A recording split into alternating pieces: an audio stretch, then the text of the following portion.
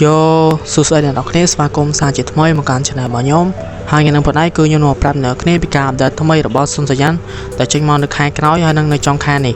Trong trong khai ni sunsayan គឺគាត់បាន update ជាមួយនឹង chapter 1 និង chapter 2 នៅនេះគឺគេនឹងកែសម្រួលសាច់រឿងវាឡើងវិញ អូខេអញ្ចឹងកន្លែងហ្នឹងគឺអត់មានន័យច្រើនទេគឺគេកែតិចតួចតែគ្នាយើងហើយការដែលបន្តទៀតគឺកន្លែង voice character នៅនេះដែលកន្លែង voice character ហ្នឹងមានន័យថាតួអង្គរបស់យើងគឺមានសម្លេងណាវាថាគាត់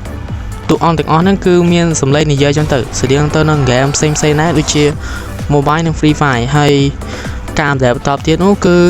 នៅខែក្រោយនេះគេ update ជាមួយនឹង profile ហើយនឹងកន្លែង add friend គ្នាបានអ្នកនរគ្នាអញ្ចឹងកន្លែងហ្នឹងប្រហែលជាអាចនឹងលេងមួយគ្នាបានហើយអ្នកគ្នាព្រោះអីគេចេញមកជាមួយនឹង profile ស្តៀងទៅនឹង game ផ្សេងៗណាដូចជា mobile legend អីចឹងទៅហើយកន្លែងហ្នឹងគឺវាមិនសូវខុសគ្នាពី game ផ្សេងៗណាកន្លែង profile ហ្នឹងហើយអ្នកគ្នាក៏អាច add friend គ្នាលេងបានដែរអញ្ចឹងនេះជាព័ត៌មានសម្រាប់ខែក្រោយទេយើងអត់ដឹងថាគេ update នៅថ្ងៃទីប្រហែលទេអញ្ចឹងយើងមានតែចាំមើលទាំងអស់គ្នានឹងឯងអញ្ចឹងអ្នកនរគ្នាជួយ subscribe channel YouTube របស់ខ្ញុំនិងជួយ join channel Telegram របស់ខ្ញុំម្នាក់មួយផងអរគុណគ្នាយើងសម្រាប់ការទស្សនាវីដេអូនេះពីដើមរហូតដល់ចប់វីដេអូក្រោយអ្នកនរគ្នានឹងជួបខ្ញុំមានតែប៉ុណ្្នឹងទេអរគុណអ្នកនរគ្នាបាយបាយ